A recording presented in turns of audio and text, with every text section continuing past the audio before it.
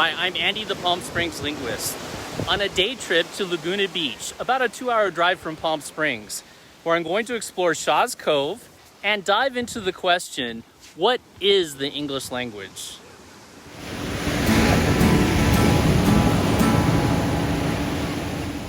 Shaw's Cove is the beach where I learned to scuba dive many years ago. Every time I step into the water and see the vastness of the ocean, I ask myself, what is the planet Earth?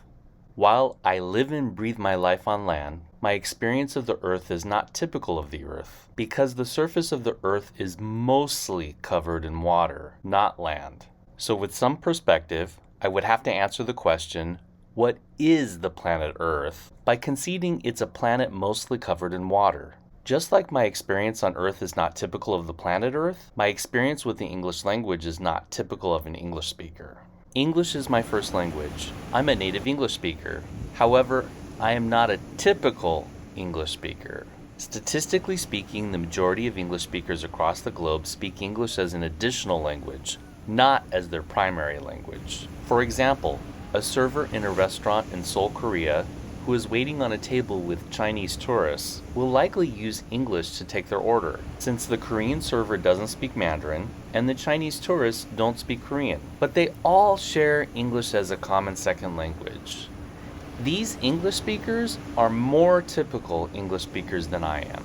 According to the 2021 edition of Ethnologue, English has about 978 million second language speakers, but only 369 million native speakers. The population of people on Earth who speak English as a second language exceeds the population of native speakers of any language on Earth. Indeed, a typical English speaker is not a native speaker. English is a second language. English is a language of the United Kingdom. While English did originate there, several countries have more English speakers than the UK.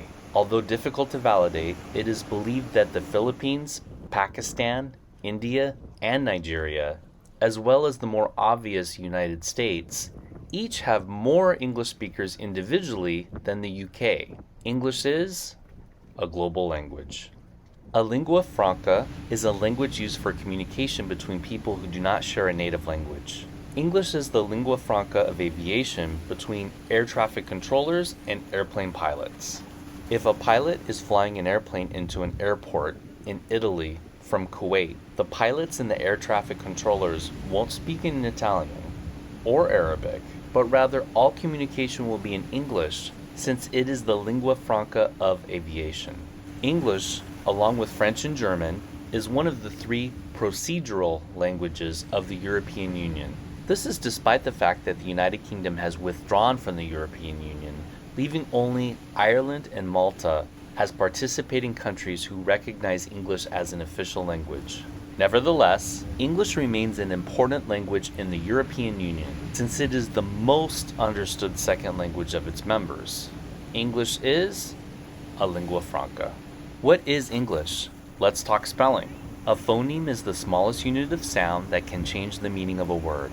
A grapheme is a letter or a sequence of letters that represents a phoneme.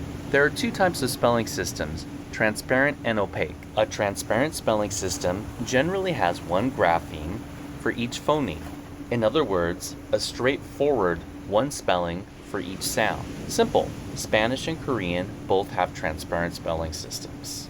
An opaque spelling system has more than one grapheme for each phoneme and or more than one phoneme for each grapheme. The sound spelling relationship is complex. French and English have opaque spelling systems. Depending on the dialect, English has approximately 44 phonemes, but only has 26 letters to represent these 44 phonemes. Since the number of phonemes is far greater than the number of letters, English spelling has several graphemes with multiple letters. To make matters even more complex, when English starts using a loanword from another language, English tends to keep the original spelling from the loanword's original language, rather than updating the spelling to fit into the English spelling patterns. A morpheme is a word or part of a word that has meaning and has no smaller part that has meaning. The word waves has 2 morphemes, wave and z. The morpheme wave means a swell of water, and the morpheme z indicates that the word is plural. When two English words have a morpheme in common, English tends to keep the spelling of the morpheme consistent across the words, even if there are sound differences. Notice that the word oceanic has two morphemes, ocean and the adjectival suffix ic. Even though the A represents two different sounds in the words ocean and oceanic, that part of the word is spelled the same to show the relationship in meaning. All these matters result in a highly complex English spelling system. English is opaque spelling. What is English? Let's talk phonotactics. A syllable consists of up to 3 parts: an onset, a nucleus, and a coda.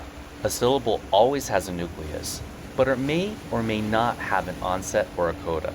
It may surprise you that in English, not all syllables have a vowel sound. Some syllables have syllabic consonants, such as ol, and n as the nucleus. For example, the last syllable of castle, rhythm, and button.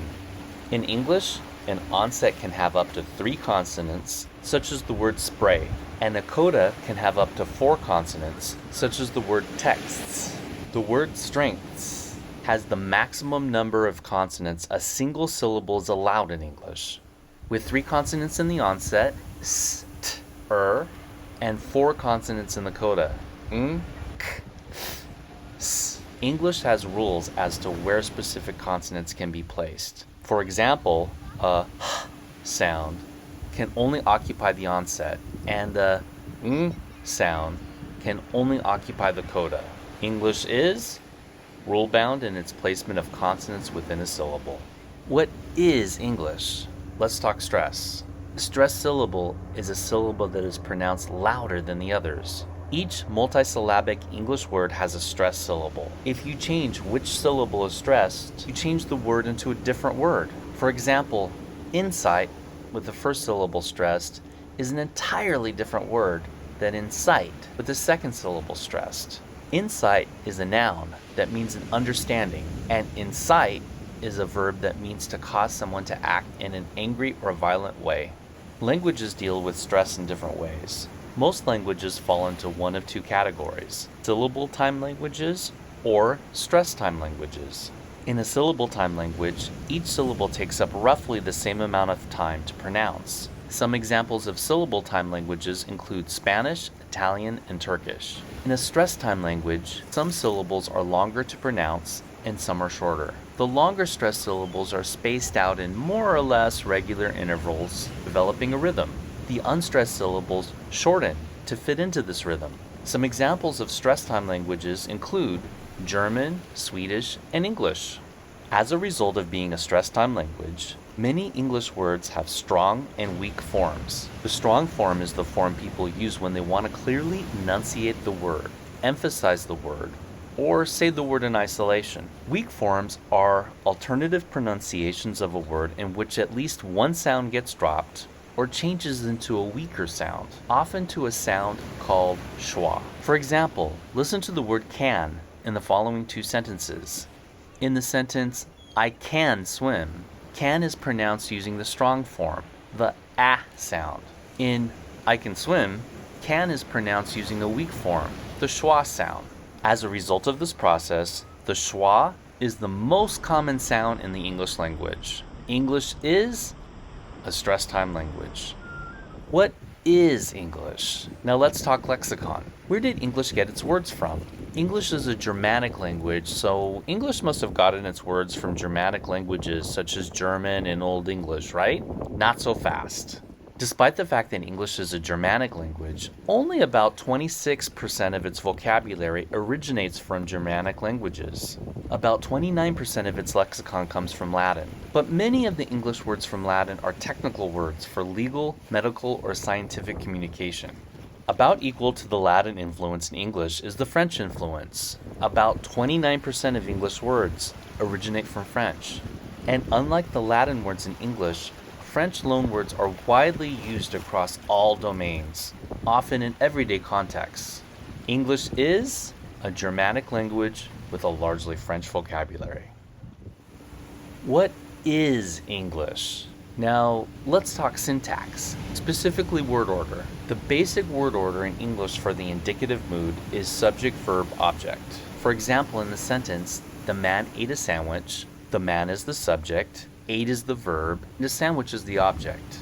Subject, verb, object word order is not the most common word order in languages across the globe. The most common is subject, object, verb, like in the sentence, the man a sandwich ate. Or in the atypical English sentence, with this ring I thee wed. Some subject, object, verb language examples include Hindi, Japanese, Korean, Farsi, Turkish, and Navajo, to barely scratch the surface, since this is the most common human language word order. So while English being a subject-verb-object language is not uncommon, most languages do put their words in a different order.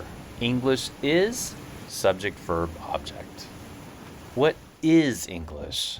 English is a lot of things, and I'm going to mention one last one. English is a satellite-framed language. What does that mean?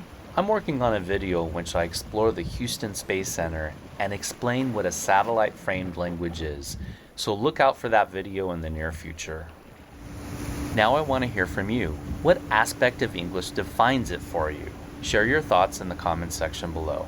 Discover language you were never taught in school while exploring the California desert and beyond. If you enjoyed this episode, please click like and subscribe right now to not miss any future episodes of the Palm Springs Linguist. I hope you enjoyed Shot's Cove as much as I did, and that you gained a bit of insight into the English language. I'm Andy the Palm Springs Linguist, and I've got to head back to Palm Springs and hit the road. Until next time, I'm off to play tennis.